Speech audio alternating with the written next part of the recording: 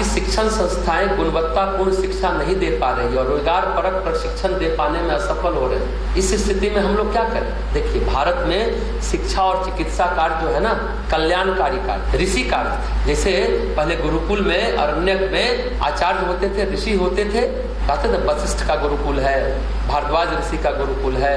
जैसे वशिष्ठ के यहाँ राम और लक्ष्मण लेने गए, भारद्वाज ऋषि योग के गुरु थे इलाहाबाद के पास, उनका तो विश्वविद्यालय ही था, पूरे देश से विदेश से लोग पढ़ने आते थे वहाँ। और भारद्वाज ऋषि रहते थे इलाहाबाद के पास, राजा महाराजा के बच्चे भी पढ़ते थे, गरीब के भी बच्चे पढ़ते थे, दोनों पढ़ते थे और एक साथ भिक्षा मांगने भी जाते थे, एक जैसा था और कोई शुल्क निर्धारित नहीं था। सभी अपनी तरफ गुरुकुल की आर्थिक व्यवस्था में योगदान करते थे भिक्षाटन करके। और चिकित्सा में भी यही था, चाहे सुश्रुत ऋषि हो चाहे चरक ऋषि हो, इन दोनों को आज हमने व्यवसाय बना दिया, जबकि प्राचीन काल में व्यवसाय नहीं था। ये हमारे जीवन को सहेजने संवारने का उपक्रम था समाज के द्वारा, गुरुकुल हो, अस्पताल हो, अरण्य हो। लेकिन जब से दोनों व्यवसाय में परिवर्तित हो गया, गुणवत्ता खो गई। बड़े बड़े उद्योगपतियों के नियंत्रण में आज शिक्षा व्यवस्था है और हॉस्पिटल है। क्या होगा? ज्यादा धन कमाने की बात है, व्यापार है, शुद्ध व्यवसाय है। हालांकि एक समय पुराने जमाने में व्यवसायी भी अंश निकालते थे, सड़क बनाते थे, प्याऊ खुदवाते थे, स्कूल बनवाते थे और